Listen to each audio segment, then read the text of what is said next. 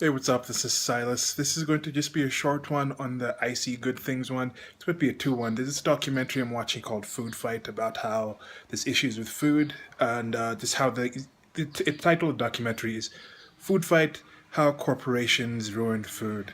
So now it's not necessarily just a rah rah rah. This is socialist. We down with corporations, down with capitalism.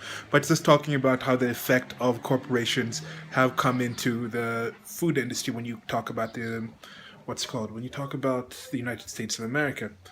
I personally have some experience with. I really like cooking. I have this one thing, Chefing It Up. I'll leave a link below to it, where I just post some of the food that I make. I've always enjoyed making food, and with my mom, she's always since we were kids, she would cook with us on our back, and like we'd be in the kitchen. When we were growing up, me and my siblings, we'd have days where we'd cook for the family in the house. So we used to actually prepping our food, and we've had a lot of experience with having home gardens wherever we are. My mom has tried to do that and tried to keep that out there. And right now, there's a few projects I'm thinking about getting into the actual farming and stuff that I might talk to about something else. Not a few projects, but something that discussing. Well, anyway, back to this. So I'm watching this thing, and then I'm also thinking about this previous thing I saw with Dr. Victor David Hanson, who's a historian and a political commentator and a few other things. Really love him. He's an amazing thinker.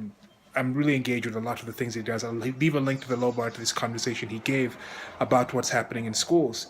And in this conversation, he mentions about history, how history is military history. If you look back in history, you look at historically, the historians were military historians. They were talking about wars and things like that because these were the actual big situations that actually involved that affected millions of people even back in the past.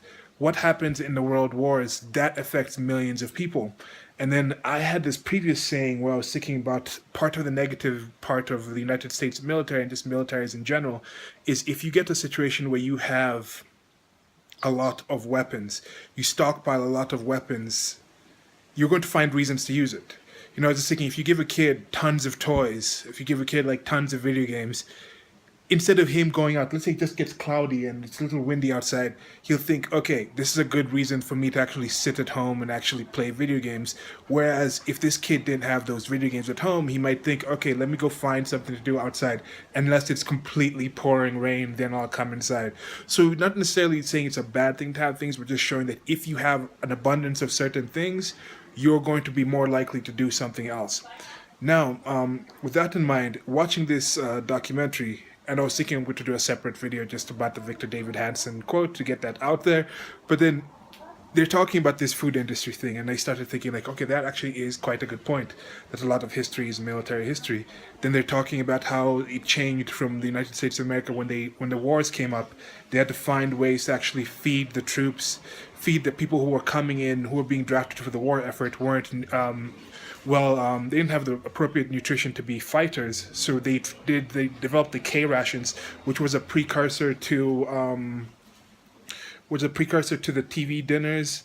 And then they had all this abundance of getting now it was 6,000 calories per person is what the food industry was producing when an average person needs about 2,000 calories if they're not working like in hard labor.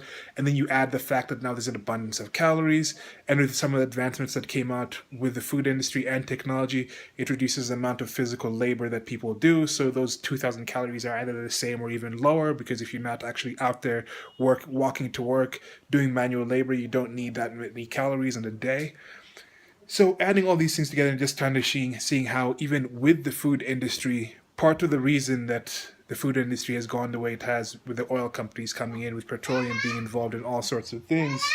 Yeah, my nephew yelling down there. But let me just finish this up. So part of the way those things come together is with the military, part of military history is also part of this food history. And I think it's a good thing to think about. Check out this documentary, links in the low bar below.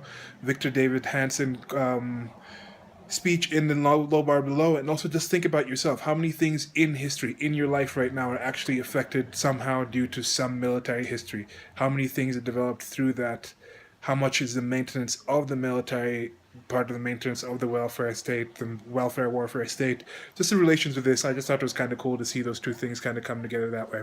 So that's the video for today. Like, share, and subscribe. Links below to the merchandise store. And I think that's it. Goodbye.